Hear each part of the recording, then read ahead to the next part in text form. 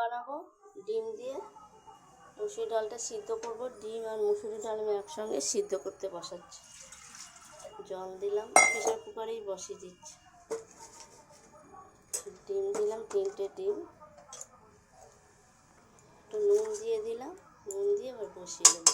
গ্যাসটা ধরিয়ে বসিয়ে দিলাম, 3টে সিটি হলে নামিয়ে দেবো। 3টে সিটি হলে এবার নামিয়ে দেবো।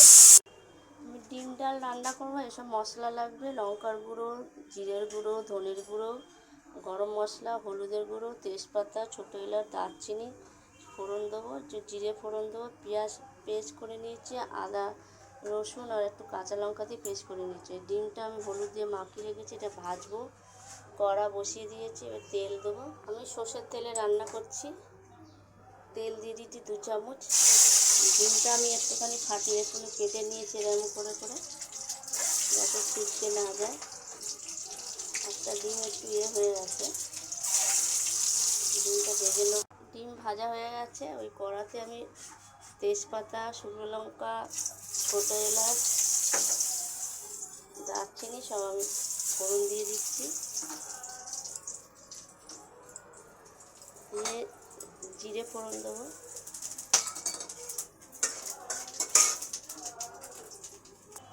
আদা রসুনের পেস্টটা দিয়ে দেবো। 1 চামচের মতন আদা রসুনের পেস্ট দিলাম।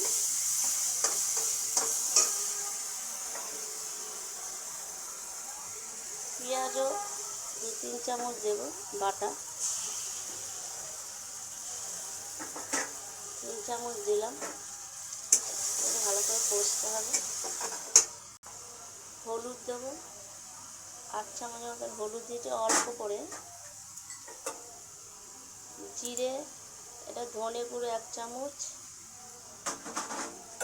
আর এটা জিরে গুঁড়ো 1 চামচ দিয়ে দেবো, ছোটো চামচে। এই চামচে 8 চামচ করে দিয়েছি। সামান্য একটু জল দিয়ে কষে নেবো, অল্প করে জল দিলাম, আর একটু নুন দিয়ে দিলাম,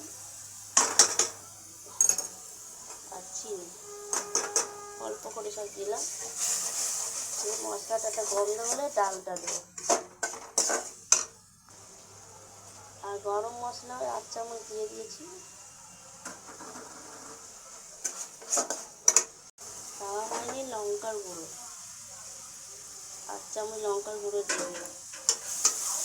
ডাল মশলাটা ভালো কষা হচ্ছে, ডালটা দিয়ে দেবো। হয়ে গেছে কষা, খুব সুন্দর গন্ধ বেরিয়েছে।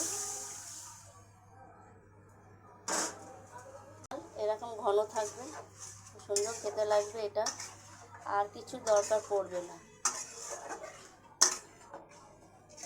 ফুটে গেলে ডিম দেবো।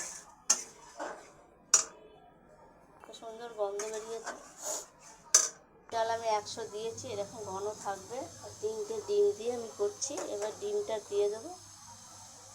একটা ডিম একটু ফেটে গেছে,